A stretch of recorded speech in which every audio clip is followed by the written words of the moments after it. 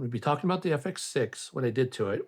And I don't have everything yet that's going to be on it, but I have a Ninja V, but I'm going to be using the small HD Ultra 5 on it so I can quickly get proper exposure on the A camera.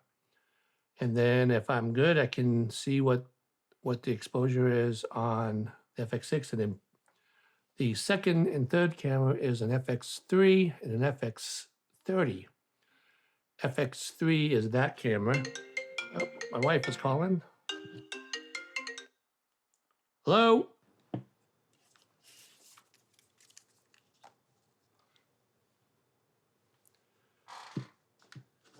This is for my buddy. So Peter did a video where he talked about how he cleansed his lenses, which I thought was pretty cool. Like I mentioned before, YouTube is my Google, and we are going to do, now I have two of these. He talked about the cheap ones not being able to be flexible to get air off. I have a bigger one, but this is a small one that is very nice. I can keep that in my bag with me at all times.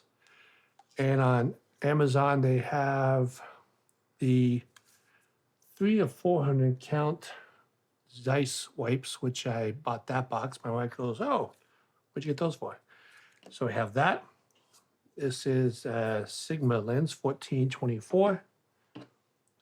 And we are going to just do a little brush off.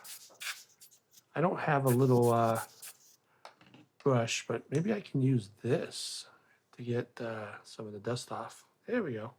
And he had a good tip about cleaning the inside of your lens cap. So we do a little bit of that, and hopefully the top-down camera, you can see that I still have a lot of dust. So this is a one-use throwaway paper,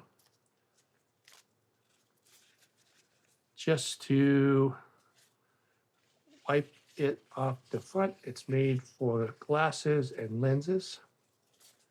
Normally, I'm not recording at my f-stop is not like f/22. Usually it's 5.6, so you wouldn't normally notice the dust spots. But I did a video out in Las Vegas, outside Las Vegas, where I was up like f/16 or f/22, and those dust spots sure did show up. Since I have it here, just clean inside, and now my tribute to Peter is now over.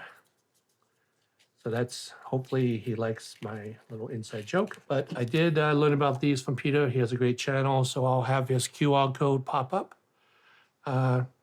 You should like and subscribe his channel. I watch it every week. And today was a bonus video. He was showing off a buddy of his, was a 2-ton grip truck, a Sprinter extended with the dually in the back, which was pretty nice. And then the same gentleman at the same day bought a small wheelbase Sprinter the same day as Peter at the same dealership, which I thought was pretty cool. They worked on a job together.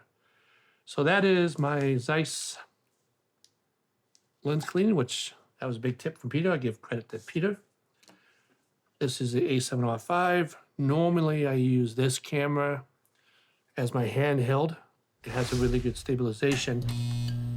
I did a lot of handholding at Sony FX3 LA with a little bit of handholding at NAB, which got me really into it. So this is my handheld camera. I also have, it gets on the bottom, a Kondo Blue cage, and all my cameras and all my audio, everything is time code. Tentacle track. So these are the Tentacle syncs. I also have a Tentacle Track E, which is also on time code. And another cool thing is the reason why I went with Tentacle is because Tentacle has a really nice app. So I'm going to hit record on the track E. So we can have, the first part of this video is audio. So we have audio, got my boom mic, we have lavalier mic, we have a handheld mic, and this tentacle track E is saved my behind a bunch of times as a backup, which a lot of times I end up using that too. So all the cameras have tentacles on them.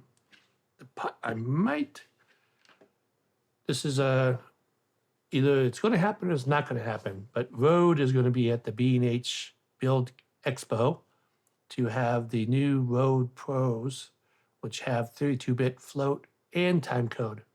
And I see on YouTube, there's a lot of, or social media, people are having issues or questions about time code with the Rode. And today's video by Rode, they had basically the Rode is a generator that can output time code. So if you have a tentacle or DED time code, this can either receive time code or put out time code. So what I'm going to do, if I do get lucky and be able to use the new Rode Pro during the BILD Expo, which is going to be amazing. If you're in Northeast, or even if you want to fly in, this is you should look it up. I'll have a little, the goal for this video is to get this up ASAP. Today is Wednesday. I like to get this video up tomorrow, so give you a little heads up about the B&H's 50th anniversary expo, which is next week. If you look at the speaker lineup, it's outstanding. I've been to a lot of conferences, trade shows, etc., and they have a killer speaker lineup.